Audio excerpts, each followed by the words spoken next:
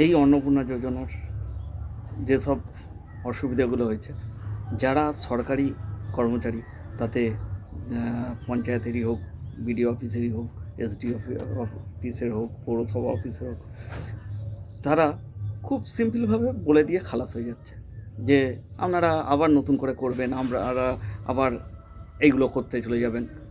মানে তারা ঠান্ডা এসি ঘরে বসে সাধারণ গরিব মানুষের কষ্ট বোঝে না।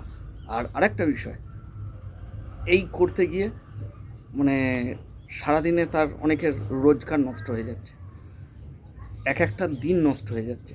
তো এইগুলো তারা বুঝবে না, কারণ তারা ঠান্ডা এসি ঘরে বসে টাকা পেয়ে যাচ্ছে না, সরকারি মাইনে পেয়ে যাচ্ছে। তারা গরিবের কষ্ট বুঝবে কী করে? তো এইগুলো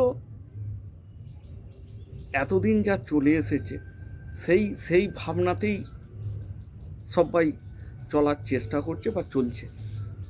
এইগুলো পরিবর্তন হওয়া খুব দরকার, কারণ পরিবর্তনের সাথে সাথে এইগুলোকেও পরিবর্তন করতে হবে, তাদের মানসিকতাগুলোকে।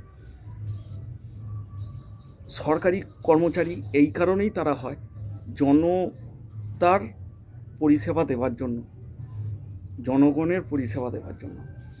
তারা সরকারি কর্মচারী হয়ে গেলে শুধু হাত পেতে নেবো আর জনগণকে হ্যারেস করে যাব, এই জিনিসগুলো বন্ধ করা খুব দরকার আছে। যদি একমত হন, একটুখানি উপরে নিয়ে যাবেন।